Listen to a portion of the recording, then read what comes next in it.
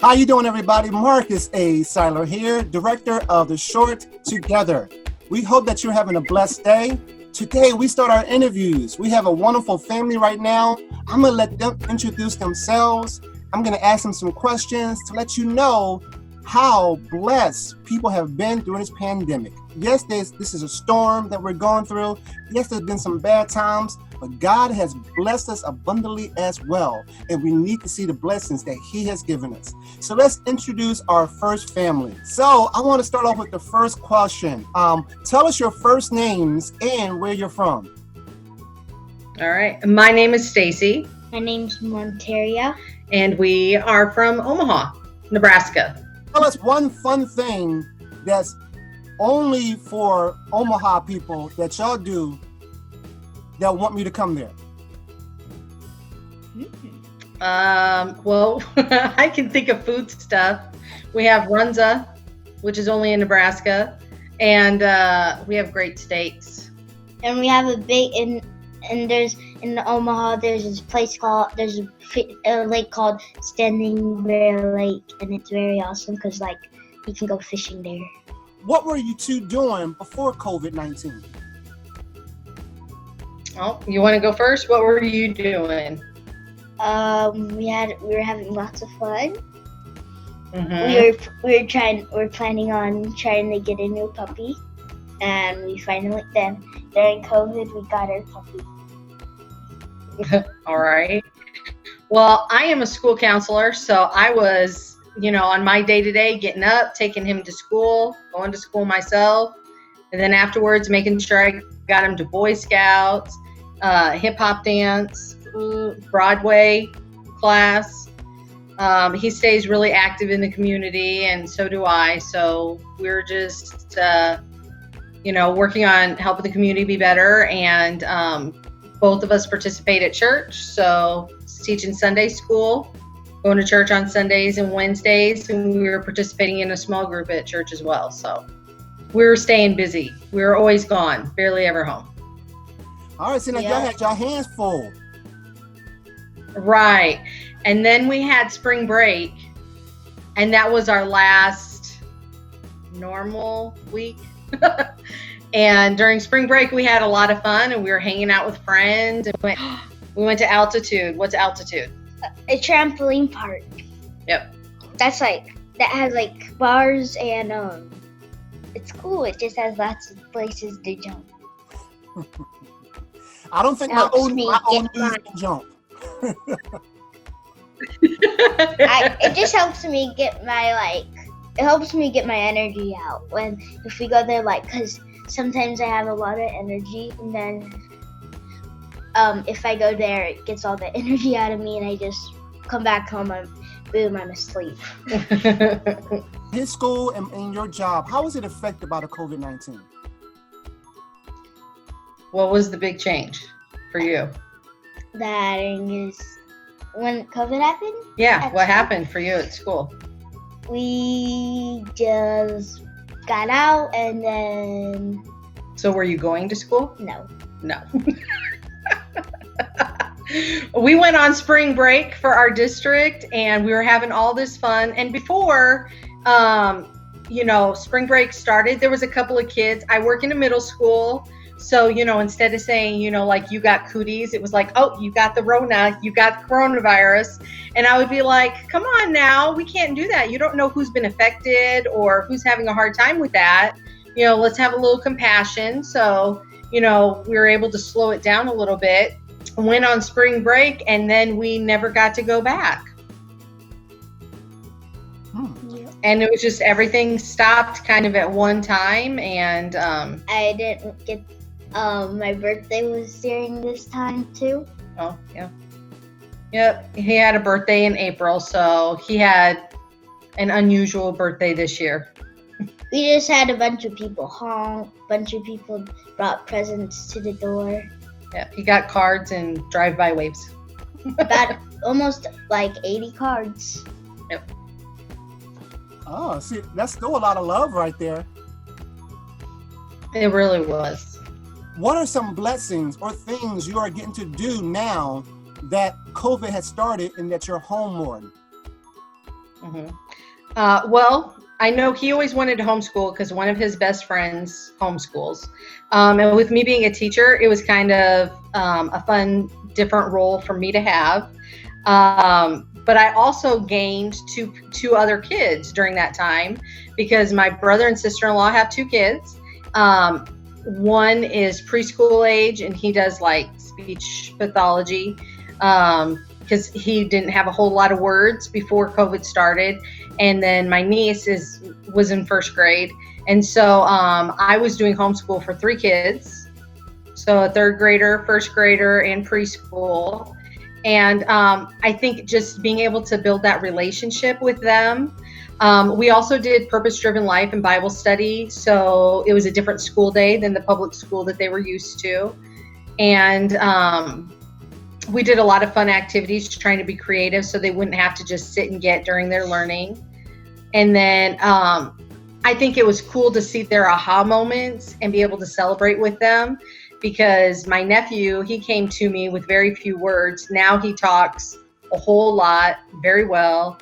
His letters are coming out better, and he just turned 4. He can already write his name. He knows all his coins. And my niece does a lot of 3rd grade schoolwork because there were just some things that she was able to do with Monterio, and that was a lot of fun. We did some challenges, and then we also got to be a lot stronger as a family because with Monterio and my niece being really close in age, one of the really fun writing activities I had them do you remember it? The switcheroo? Oh, yeah. I had them write what it would be like if they switched places, and it was amazing to see what they thought the other person's life was like. And it helped us, I think, to conquer some of the things that they really were struggling with in their own homes to make those stronger. So I think we built stronger relationships with ourselves and with God. And then we definitely knew that, you know, our love for Jesus was because of who we are in him and with him and that relationship with him, as opposed to going to a church building because that stopped at the same time as school did.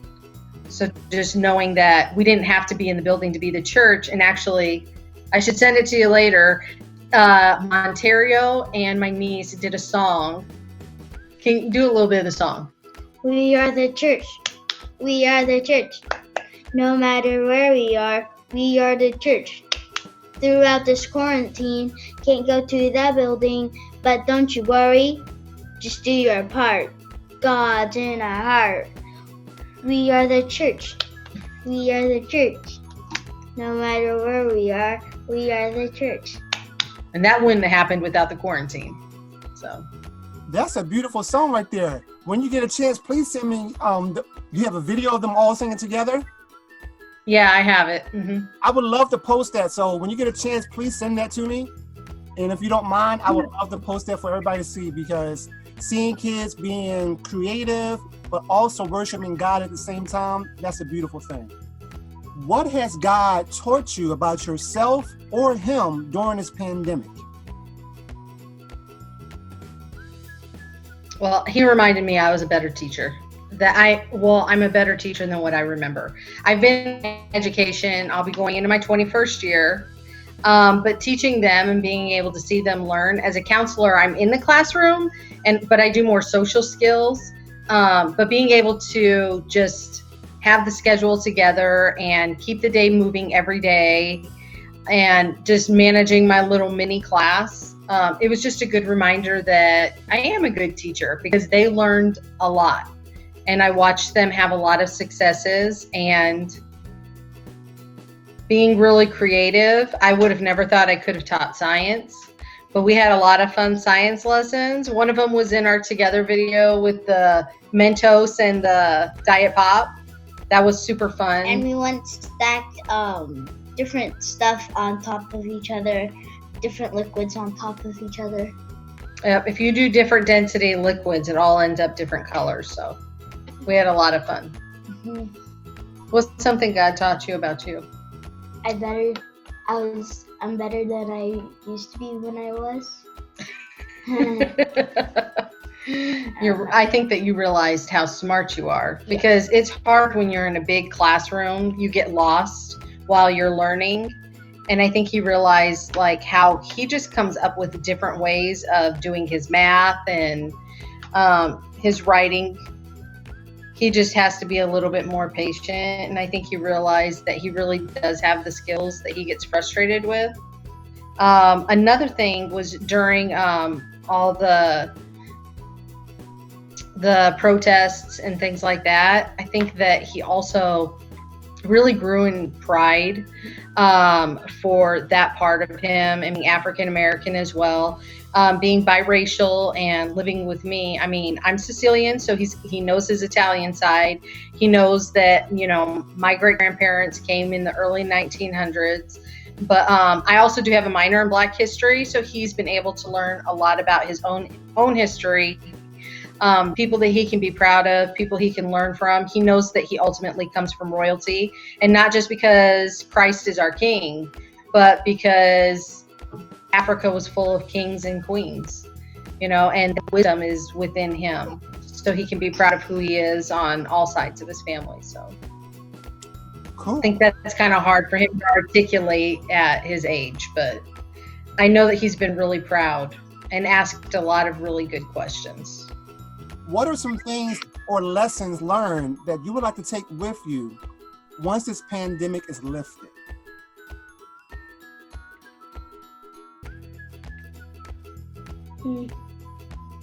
Once everything is over, what's something that you learned? What's a lesson that you learned? That it's okay to stay at home. Oh, it's not horrible to stay at home. That's true. But I definitely won't take my time with other people for granted. And corporate worship. I miss being in church with my hands raised with all my brothers and sisters just praising God. You know, and that's even being back in church as we go back, it's just not the same. You know, we can't all walk up to the altar. And I'll also, the mask thing, being able to see everyone's face. There's a huge value in seeing someone smile. And although I've been told that, you know, people can see that I'm smiling with my eyes, it's just really nice to see one's smile when you walk past them or speak and say hello. So those are things that I definitely won't take for granted. Okay. What about you? What do you think it's going to be like when you get around your friends at school again? Are you going to be excited? Fun. Yeah. I definitely miss my babies at school. You know, I have 800 kids I'm worrying about, and I'll definitely take that value. I've always loved my job, so going to work every day isn't like painful for me like it might be some people, but I know that I'm really going to appreciate it even more seeing that my kids are safe, my students. What would you like to say to everyone watching about how they should be spending their time right now? All right. I'll go first. All right. So my suggestions to people while we have this time where we have to be at home is just to use it to your advantage to come out better than you are or to be in a better place. Those dreams that you've had all this time that you didn't have time to work at, take that time to invest in it. So while you're investing in the people that you love and your family and trying to keep in touch, also make that effort to work on you. So if you've always wanted to write a book, take the time to write. If you want to read more, take the time to read more. God put those gifts inside of us for a reason. And so this time to be able to focus on yourself and the people that you love, just make those dreams come true. And if you feel like you've met your best level, then help the people that you love get to their next level.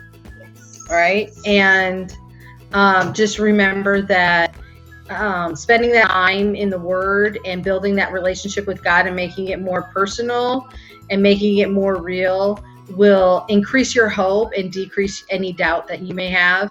Because we all need to know that, you know, fear is a liar. There's no reason to be afraid right now, but we can just be encouraged. And when in doubt, encourage others, and it will come back to you. Let's say that during this time that there's lots of new things you could experience, lots of new things that you can do, and lots of new place and lots of new stuff you can do.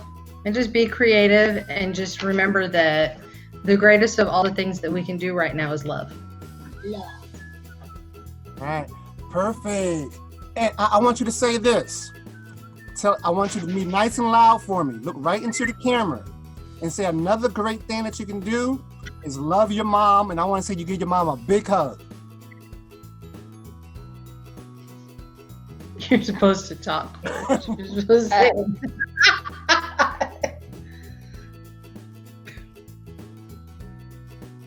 Do you need him to say it again? Yeah.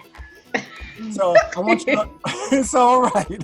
Look right into the camera. Right there in the camera. What I want everybody to do is to love your mom and then give your mom a big smiling hug. Okay. I want everyone to love your mom. You're silly. I love you. I love you. Great, that was perfect, y'all. Perfect. It's a song that I love listening to now. It says, keep everything simple. That it all comes down to this: love God and love people. And that is factual. Because Christ said the two greatest commandments: love God with all thyself, all thy heart, and all thy strength, and all thy soul, and love thy neighbor as thyself. It's that simple. Love God, love people. And that's all. Right. He even had a theme song earlier. What was that song that, hey, I got that. Yeah. I got that. Have you ever heard that song? I got Who's that by? Anthony Brown. It was Anthony Brown. I got that. I got that VICT. Yes. That's Got an old Jesus song. on my side. Hey, I got that. Jesus, I got that. Hey. But it was a good song because it just reminds us that God's already been here. He already knows what's going to happen, and that we have victory in the end. So there's no reason to be afraid. He taught that to me. And then he gets on camera and Amen to that. So thank y'all so much for coming on and speaking with us today. And to all my viewers out there, it is that simple. Love God, love people, and be together.